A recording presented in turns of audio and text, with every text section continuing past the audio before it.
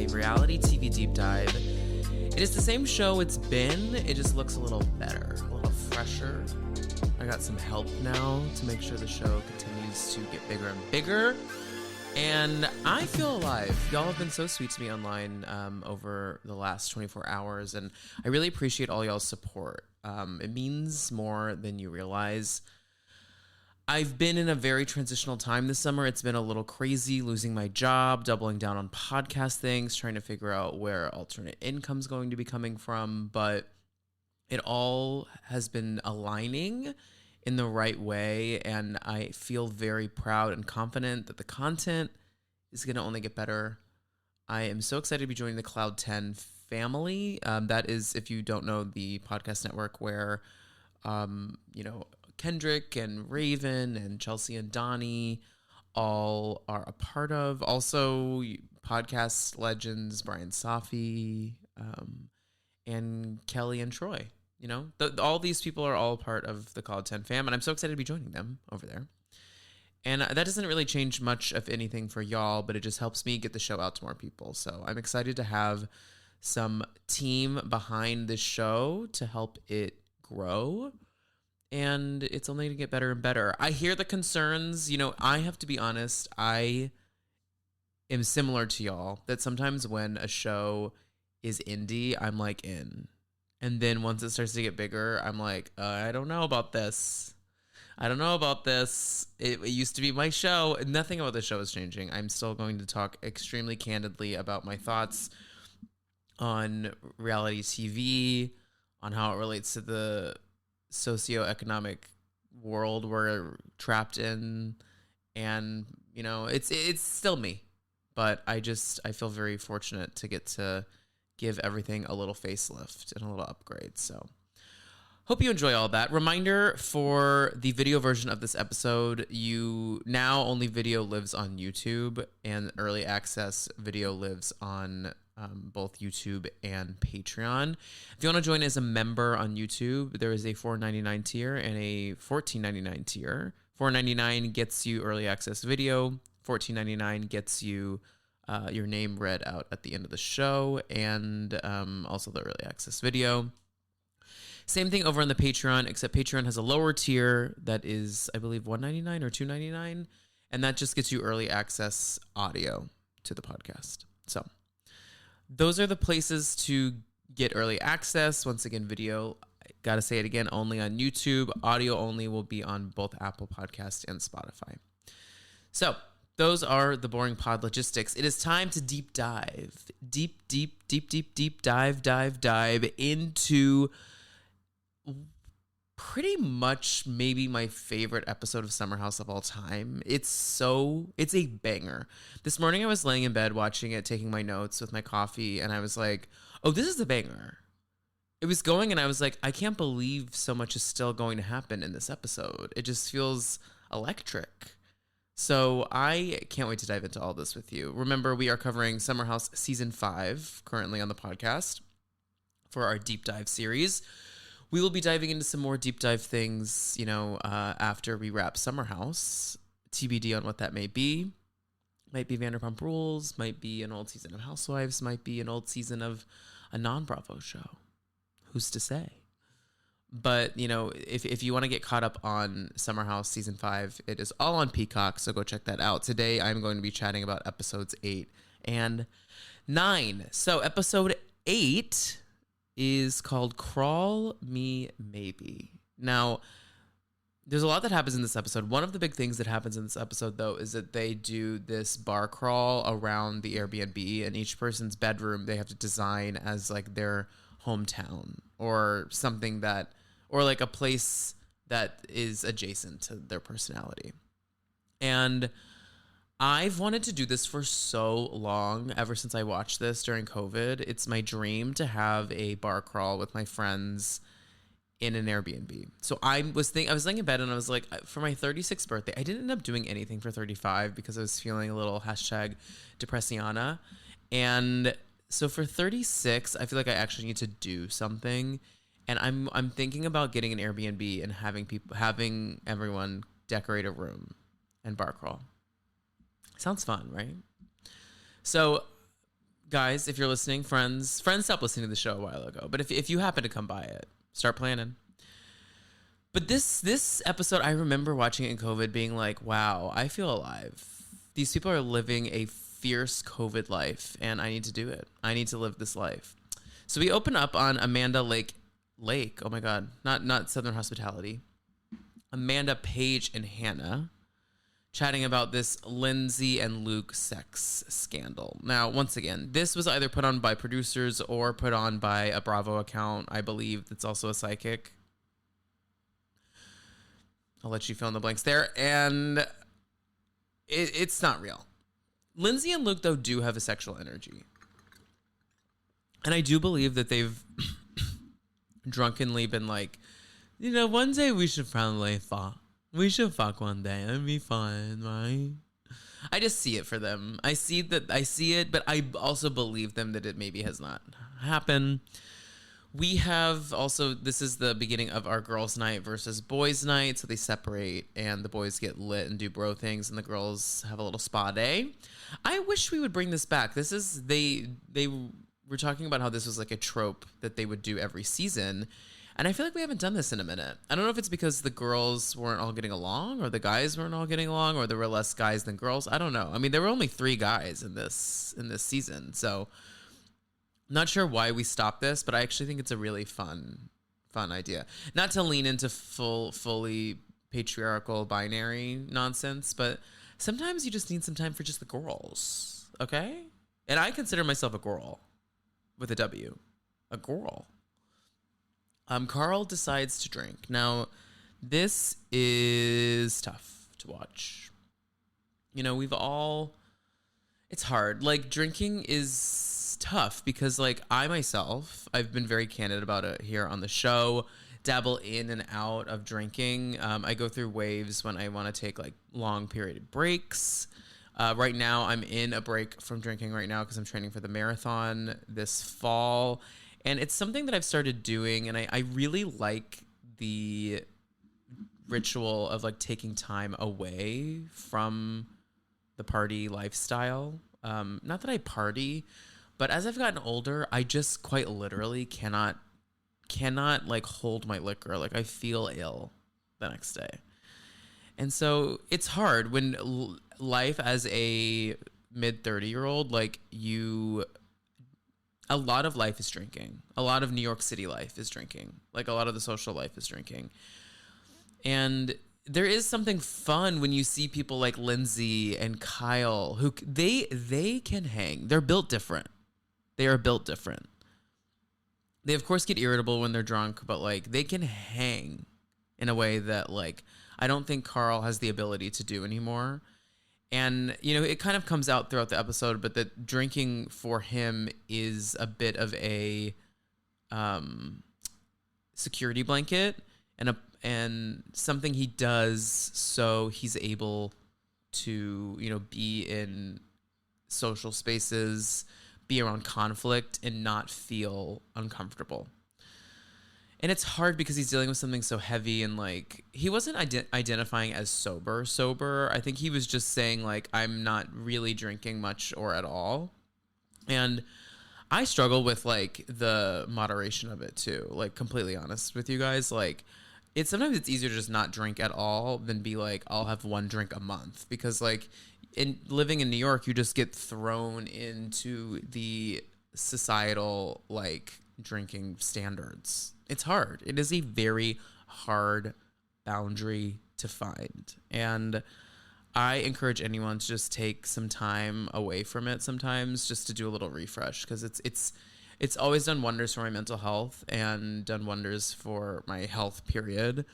And yeah, so Carl, I feel you on the struggles of choosing when or where is the time to have that teeny, that glass of wine, all that.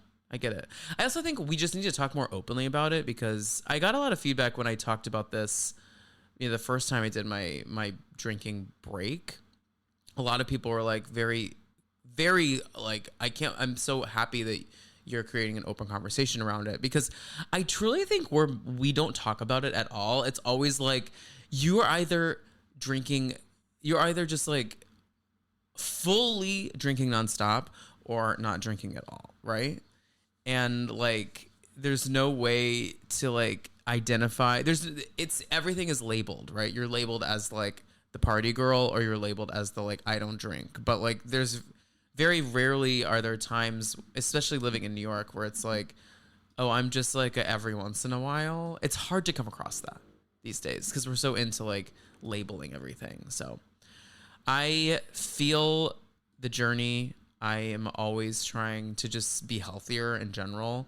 And a big key to my personal, this isn't me putting on y'all, my personal health is taking times to step away from it, to just like reset and, you know, have a glass of champagne at the end of marathon training. But for now, taking a breather. So Carl, it's hard because he's leaning into this also through the lens of his brother passing.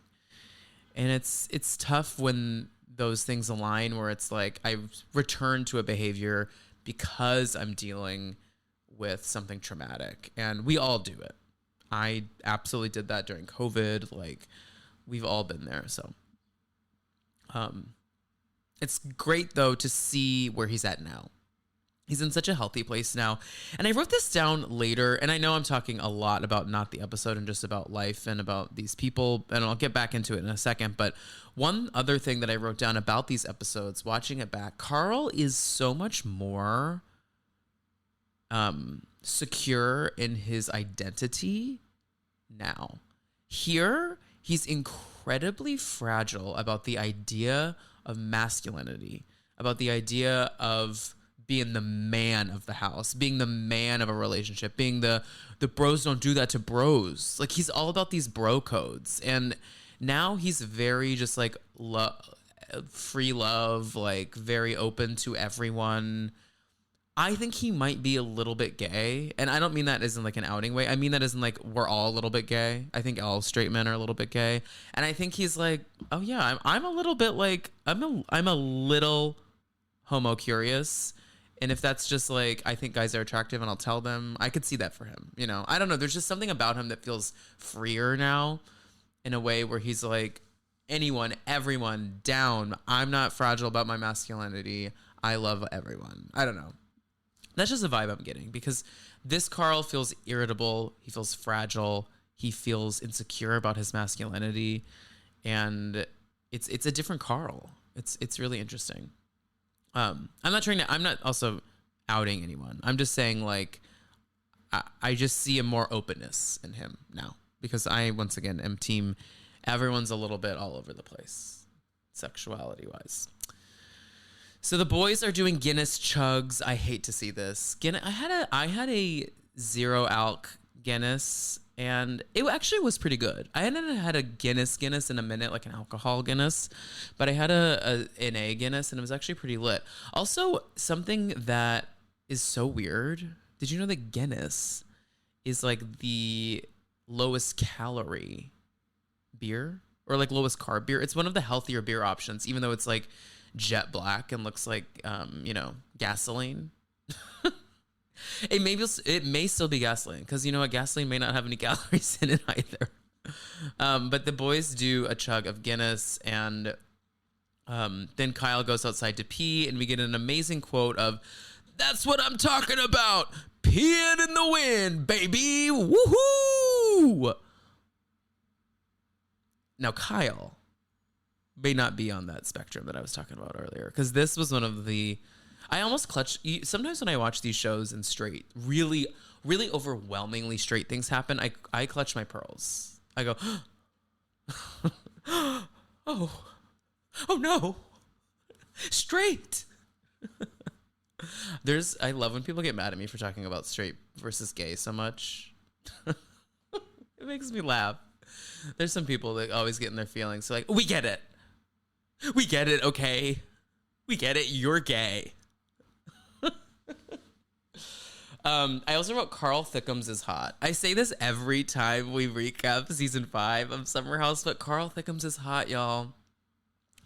Carl Thickums is hot, hot, hot to trot. Okay? HOTTOGO. The girls are doing these face masks with the animals on them. This was so COVID. We were all doing spa days to make the time go by. We get a flashback of Hannah's grandma. I forgot about this in season 4. We met Hannah's grandma, who is quite the little hussy. She's like, darling, when I go back into the city, I have a martini and wait for the men to come pick. She's like Betty Davis, truly. Like, she's like Blanche Devereaux. She's like, oh, why don't you come out and fuck me sometime, won't you?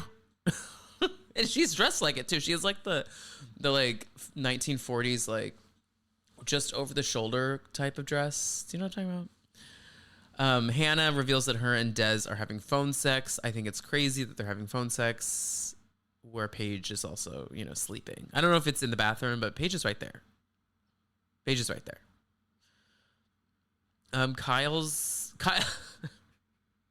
Kyle reveals that his grandmother accidentally put Molly in the Thanksgiving gravy one year. I'm going to say that one more time. Kyle's grandmother revealed that she accidentally put Molly in the Thanksgiving gravy. Now, does Molly maintain its state? Like maintain its nature if it's like melted down into a food? Can you still get like high off Molly gravy? Molly gravy? I don't know. This was crazy. And I think we forget that people from Vermont and New Hampshire get up to some wild stuff. I have a couple friends from there, and it's crunchy central, ultra liberal, and they're always up to something. Always up to something. And shout out to y'all, okay? Because I love a New England. All of my New England friends are some of my best, okay? It is not a read, it is an observation. And what are reads but not observations, I guess. But I love it. But y'all are always up to something. Shout out to Katrina, my friend Katrina. She's always up to something. She's from New Jersey, but she lived in New Hampshire for a long time, and I think identifies with, or Vermont, and identifies with the lifestyle. Let's see what's next. They're talking about Carl and who everyone. They were talking about who everyone would bone in the house. Back to the girls' night, and pretty much overwhelmingly, everyone says they want to sit on Carl. And Lindsay drunkenly goes, "He is good at fingering. Wanna fuck me?" He's really good at fingering.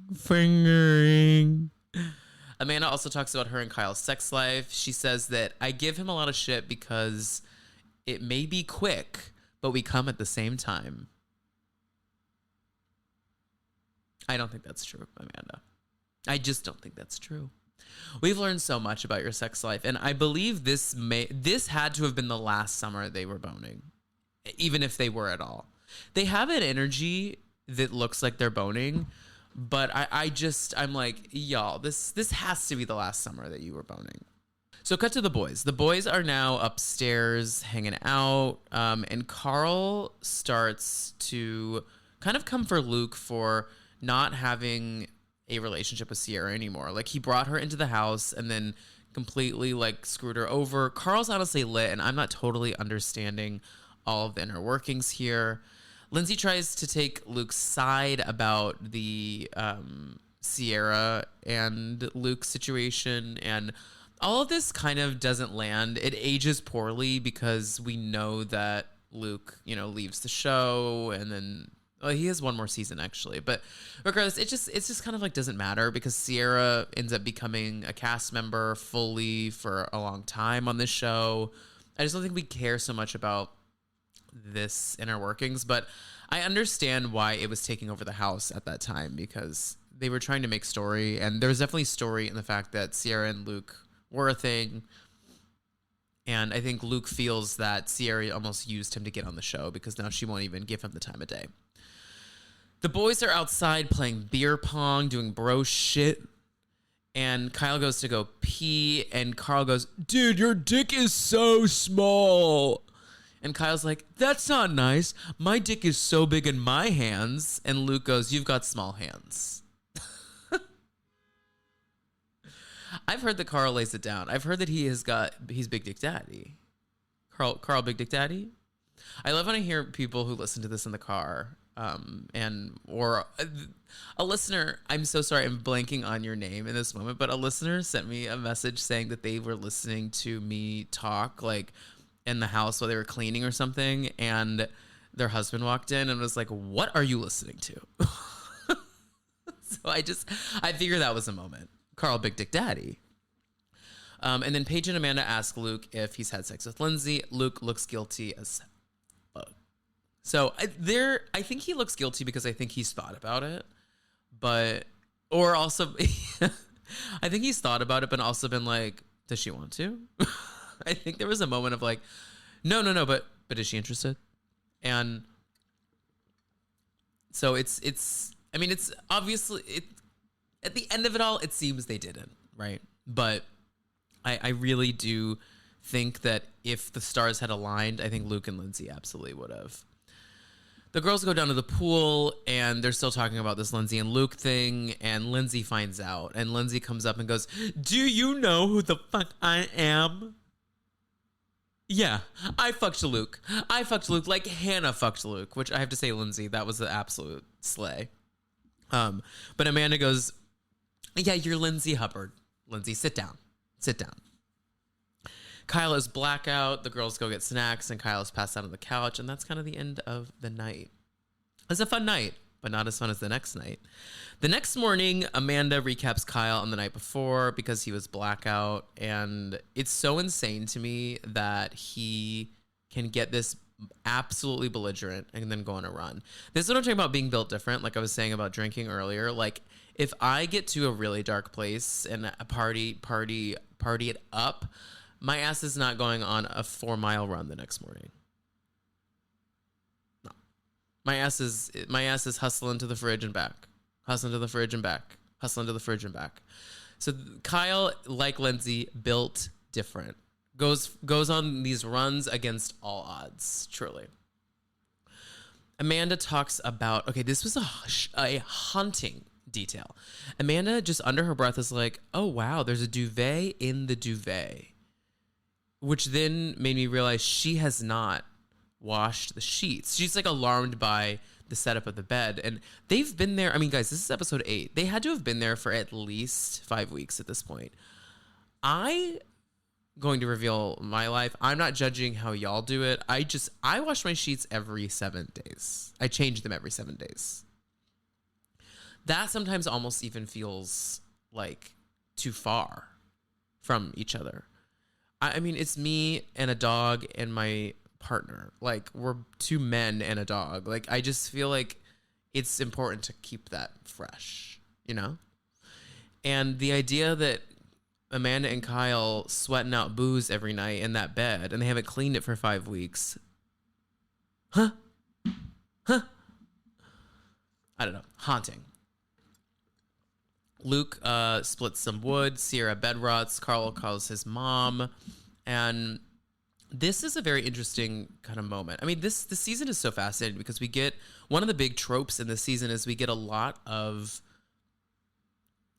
real life processing of grief. There are so many stages of grief that you go through when anyone in your life passes. And seeing Carl go through with his mom the stage of just the anger side of grief. That's so real. I've been there. I've gone through it myself. Like, it really is so real. And this is kind of an overwhelming trope in these 2 episodes is generational anger and how that affects how we communicate with others. And Carl, in this instance, I think Carl is a very level-headed person for the most part. I do think alcohol and, I mean, alleged drug use, which I don't know if was going on during this season, but I know had gone on in previous, makes him lean into that side of his personality as a fighter. We've seen him fight in so many occasions, and it's really, I don't know, it's just insightful to hear both him and his mom just be angry, you know, about the fact that her son, his brother, is no longer with us. Hard left turn alert. Hannah calls Des and tries to have phone sex while Paige is sleeping next to Her. Okay. Anyways, now this is the party.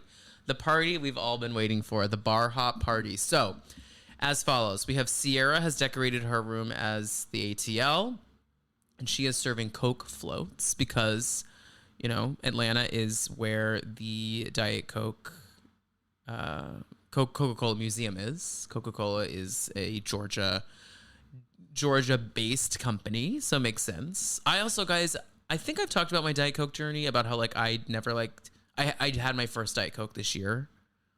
I think we've talked about this. If we haven't, quick story.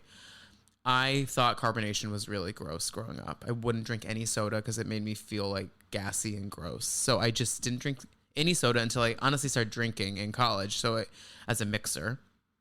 And the first thing I started drinking was ginger ale. And then in moving to the city, I started drinking soda, like club soda or sparkling water or seltzer.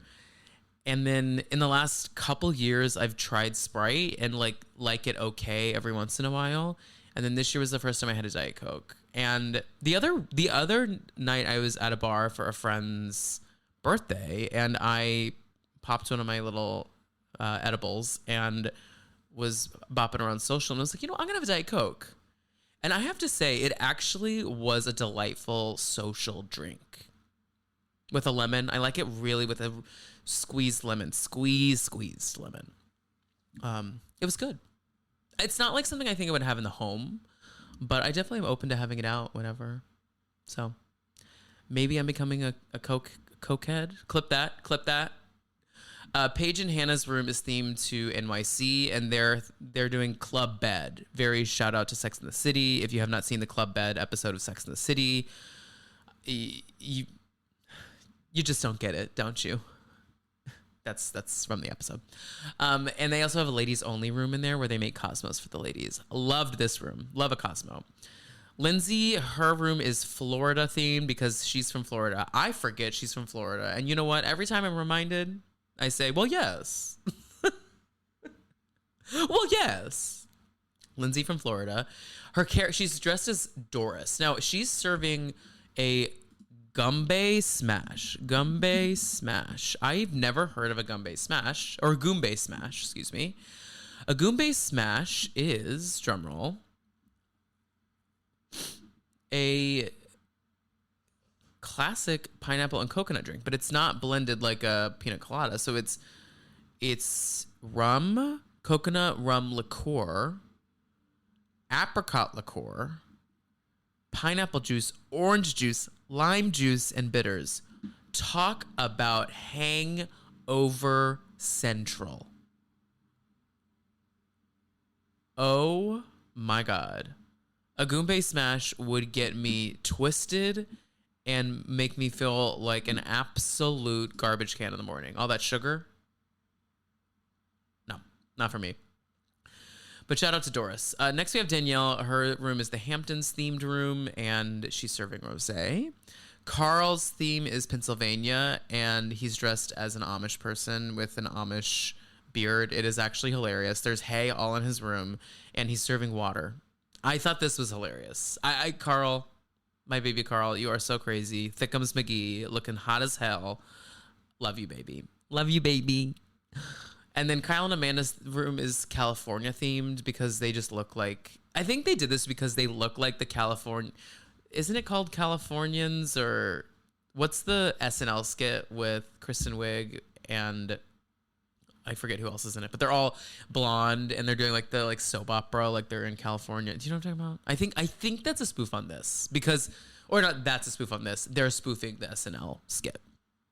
But Kyle and Amanda, or maybe just Kyle, does an intense spray tan that is frightening. And Kyle looks fully like Katya in season 7 of Drag Race, dressed as Tan Mom. Okay? Very niche reference, look it up. But essentially Kyle looks like Tan Mom. And they're serving margaritas. And then Luke's room is Minnesota. He has overalls and flannel shirts for everyone to wear when they take a selfie in front of Mr. Moose. And he's also serving beer, of course. And so they bop around all these rooms, and then Luke and Sierra hang back and have a chat in the room. And this is where they continue to talk about... Oh, wait, sorry. Before that, Carl is a little litty titty and is trying to hit on Sierra, and he goes, Sierra, I don't know if you're single, but you could chop some wood down. Carl, not your best work. Not your best work. But yeah, then Sierra and Luke try to have a chat, and it kind of goes poorly. Essentially, Luke is just horny and butthurt that, like, Sierra ignores him all because of Hannah. And in the end, like, I do get both sides of it, to be honest with you. Sierra's saying, like, my boundaries were don't text me after a certain time, and you still did that. And he's like, well, I'm just trying to be your friend. I'm not trying to, like, hook up with you. My only thing with this, Luke, is if we fast forward to Winter House, which there was, I think it was the second season of Winter House, he came on way too strong with this girl, and there was real issues because of it. And I think he left the show early. The girl said he was being inappropriate. I think it was some woman from Below Deck. I can't correct me if I'm wrong. Those details might not all be correct, but essentially the reason it all went down was because he wasn't really listening to her when she was saying no, or when she was drawing a line, or when she was putting up boundaries. He was crossing those boundaries because he was like, I'm just a nice Minnesota guy. I'm just being friendly. I thought you liked friendly guys. I just want friends. And it's like, yeah, but in the end, you're a man and I'm a woman. And sadly, it's hard for us to be friends without a little bit of lines getting crossed with what are we doing. So I do think this is an overwhelming critique with Luke, is like, you need to listen better. Okay? Especially if you're running for Congress. I believe he's trying to be a congressman now. Carl starts to break down. This is where Carl starts to lose it. And he and Kyle start to bicker while Luke and Sierra were having their conversation. Carl and Kyle are talking about how Carl shares everything. He's gone through people attacking his sexuality on the show. He's gone through dealing with substance abuse on the show. His brother just died. His mom got divorced. He's dated a ton of different people in the house. He's gone through breakups. He's shared a lot on the show. And I think this is very similar to the conversations that happen with Brittany and Nia on The Valley, because Brittany's big issue with Nia, right, that she can't totally say out loud, is that I feel frustrated because I've shared everything and you're incredibly guarded and you play pretend. And I think Carl's like, bro, you are not really being the real you. I feel like you are being this nice little Minnesota guy on camera, but like in reality, you have a bit more of a spine. Show your fucking spine, okay? And I see where he's coming from. It's obviously a little heavy-handed because I think he's just a little litty-titty, but I see where he's coming from. And, you know, the great Brian Moylan always says that the majority of the fights on Housewives are about housewives.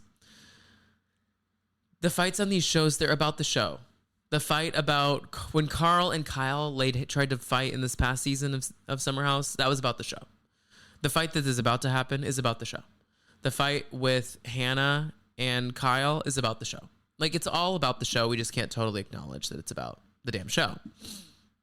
So Luke comes up and he's like, are you really talking about me? If you want to talk to me, say it to my face. So they start to have it out. Kyle's in the middle like this.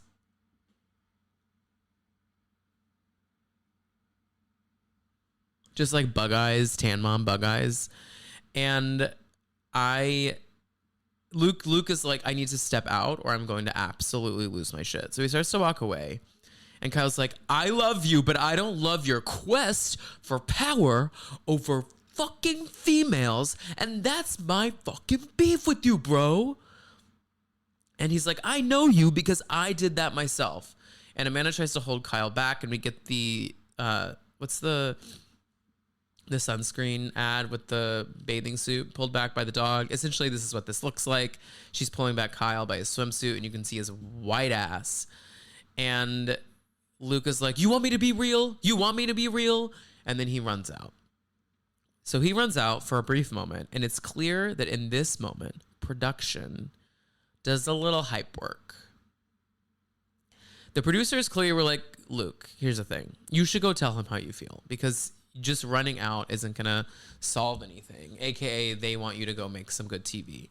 So he runs back in. Well, no, he starts screaming in the yard. He's like, let's go. Let's fucking go. I'm going to tell Kyle what the fuck I think of him. Let's go. And then he comes in so hype. In the most Minnesota response, he goes, I don't fucking like you. I'm seeing the aftermath and everyone's okay. It is so funny that he got so hyped up to go run in and be like, I don't like you. I don't like you. What? Work on something a little bit better, at least. Diva, if you're going to come in, make an entrance. Make an entrance. Show up. Give me something. Give me some presents. Don't come in and be like, I don't like you. I don't like you. Once again, in hindsight, it's hilarious. I'm sure in the moment it was frightening to see these grown-ass men yelling at each other.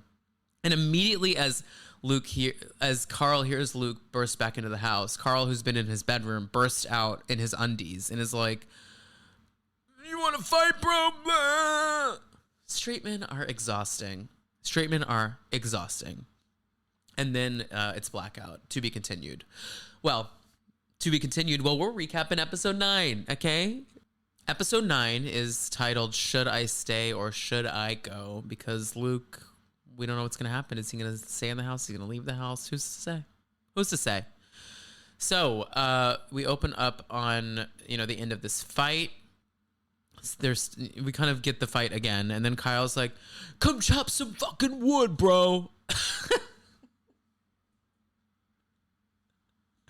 And then he also says this thing, which after watching season 10 of Summer House so recently, I realized this is a common thread with Kyle's insults, I guess. He goes, he said he's a fucking vagina breath, which, remember when he was fighting Carl, he called him a vagisil. In my mind, being a vagina breath is actually a compliment, because that means that you be chowing down, and makes me think that Kyle doesn't chow down. Makes you think, huh? Makes you think. And then Danielle tries to give Carl a hand job. Now, this was haunting, because Danielle has a boyfriend, or at least she's dating Robert. She goes in and she's like, I'm happy to do anything I do to calm you down. Like, I know you're going through a lot. I could even give you a hand job, whatever you need, baby. Whatever you need. A hand job. Will hand job fix everything? Sure, I got it. I'm a founder and a CEO. I'm happy to give you a hand job. I have founded the OTPHJ. And Carl's like, nah, I'm good, Diva. And then Lindsay's trying to calm Kyle down. And she goes, let's take a moment and think of what we are grateful for. And Kyle goes, sharks, friends, and family. Y'all, this show is hilarious. Absolutely. You know what's funny? This was the first season we recapped on Dumpster Dive back in the early days with me and my sister. And I'm so curious, if someone wants to go back and listen to those, I'm so curious about what my takes were on all of this nonsense and if it lines up to what I'm saying now. I don't have the energy to go back and listen to every one of those, but this season has been recapped before. But I was just a young, innocent man who had no idea what drama was ahead of him. But I do remember the Danielle handjob moment and Kix and I being incredibly alarmed, really. Luke gets his stuff, grabs production and says, hey, I can't be here tonight. I'll stay in a trailer somewhere. I don't care. I wonder if there's just an Airbnb where production stays. There has to be, because Video Village is clearly at the house somewhere. I feel like there's a wing of the house that is not used.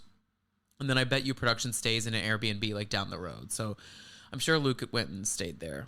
Danielle calls her boyfriend after she tried to give Carl a hand job just to tell him about everything that happened tonight, but does kind of leave out the fact that she offered a hand job to Carl. Danielle, you move weird. I've said it and I'll say it again. Lindsay reminds us that her ROTC background is what saved the day between Luke and Carl. And I said, thank you, Lindsay.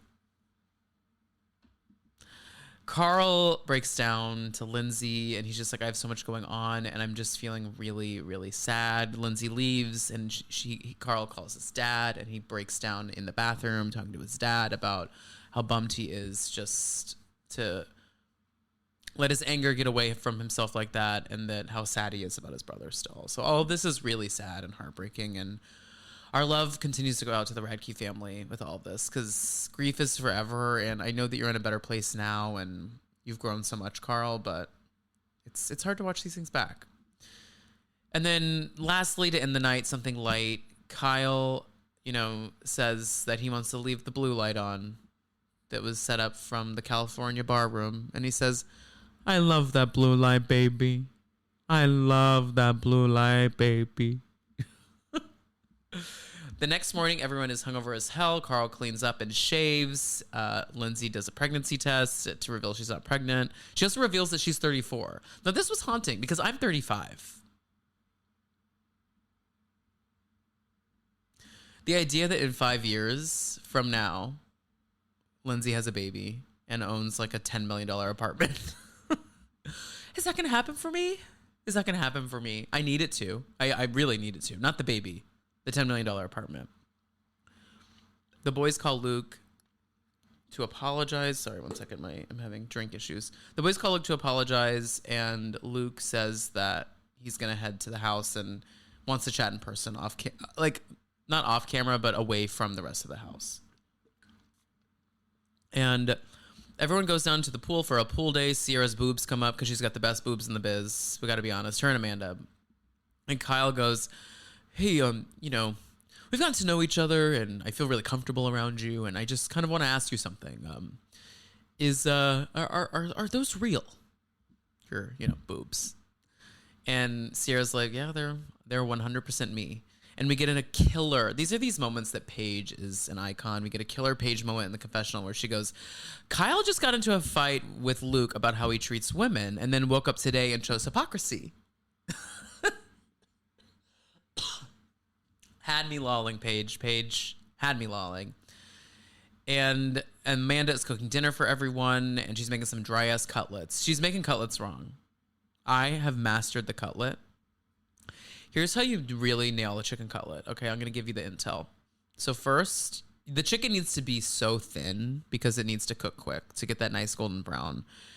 I like to pound the chicken, but clip that. I like to pound the chicken, but I'd rather buy it just like thinly sliced. Then, obviously, you do the dredge in the flour. The flour is seasoned. You always have to season the flour because something I learned from sketchy food reviews, if you follow them on TikTok, is that the meat should always be seasoned under the breading. Anyone who fries chicken or cutlets or anything like that, and then you season on top only, in the end, your meat still tastes very dry or flavorless because it doesn't have any of the seasoning underneath. Okay?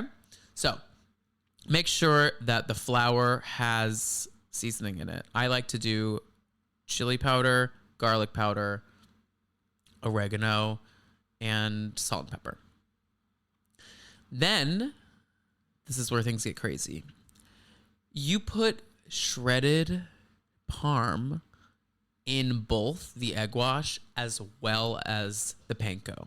That way you are for sure getting some cheese in the breadcrumbs, makes it extra crispy and golden. And then 3 minutes each side, a little lemon juice on top, and that's your cutlet, baby. I mastered it. And Amanda, she was shaking that like Italian, that the Italian branded breadcrumb that's like super fine and has just like oregano in it. And she was just shaking it on top. It did not look right. Did not look right, y'all. No, you got to use panko. So that was Cutlet Corner. Cutlet Corner. And then, let's see, Kyle goes to meet Luke in the driveway. They have a conversation. Before the convo, though, Kyle goes to pee again because he loves peeing. And he's like, I just peed, so I don't want to shake your hand. And I just caught my junk in my zipper. Kyle, please. He's also lit. And this is something that is concerning to me about Kyle is you couldn't go this evening without a drink knowing that you were going to have this conversation with Luke. We couldn't just sober up for this. You can see it in Luke's face that like he's bothered by it. Because he's like, I'm sitting here sober, trying to have a real conversation with you about how things unfolded last night. And Luke is taking a lot of the heat for everything that happened when Kyle and Carl kind of initiated it. I'm not saying Luke is right in the way he's navigating women, but Kyle and Carl were the ones that were like getting feisty, not really Luke at first. So Luke and, Kyle make up. Then Luke comes back to the house, chats with Carl. Carl opens up about fighting with his brother was almost a form of like, not love language, but a form of normal for him. And so I think he was looking for a fight the night before because he had been drinking and because he was looking to fill that fight void, which is tough. I know a lot of people that these are the ways that they communicate is through fighting. And it's a weird thing. That is not my family. That is not my experience, but I know that a lot of people experience like that. And it's hard when you're fighting with someone who doesn't have that same experience because they're like, I don't know why we're fighting. Why are we yelling? There's no reason to be yelling. So, I just wrote like he's yearning for conflict, I think, because conflict was a love language in a way with his family. Luke calls his sister just to unpack his anger, and then they head to dinner. This dinner made me sad. Luke comes upstairs and he's getting emotional, and essentially he reveals that he doesn't like touching into that angry side of him because that's the only family he's known, is an angry family. Still to this day, his parents are always screaming, nasty to each other. And obviously your brain goes places like, was there any sort of like hitting that was happening when you were a kid? How far did the fights go? That's where my mind went. So Luke, I don't know what your journey was, but my heart does go out to you, and I really hope that you've gotten a better grasp on that. And it's anger is a scary emotion sometimes. So yeah. And I in my notes right here, I said Kyle and Carl were more out of pocket than Luke. I have to say, I really do think so. I think Luke was wrong in the way that he's talking to both Sierra and Hannah, but I also think that Carl and Kyle initiated it. Everyone goes to bed. Paige and Perry are fighting. They end up breaking up, so we're getting kind of the seeds of that. Danielle calls Robert, and they're talking about Sex in the City. The next morning, we get kind of like a time jump, and it's Kai Manda's engagement anniversary, and they finally go out to dinner. And I said the masks were triggering. I'm not trying to get all Republican here, but I just haven't worn like those cloth masks because we learned did kind of absolutely nothing. So seeing everyone in their cloth masks, I was like, wow, this was a time. This was a time.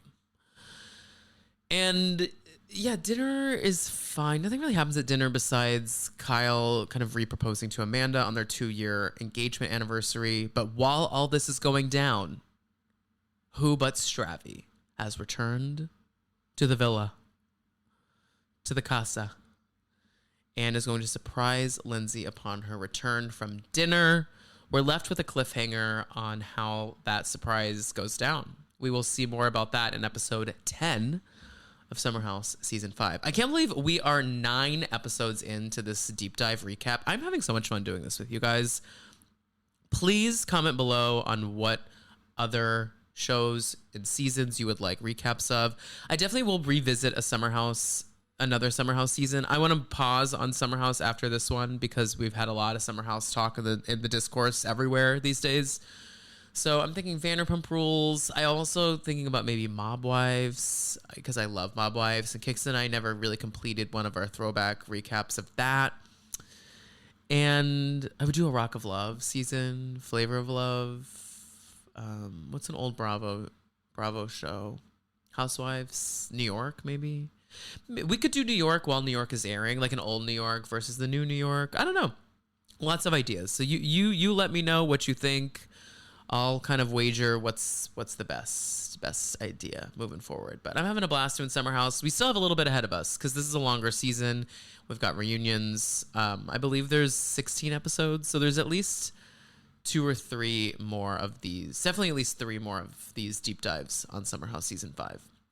So remember, follow me at the Tom Hamlin. I also relaunched the Dumpster Dive Instagram. I'll be posting some more interactive content over there on Dumpster Dive Pod on Instagram.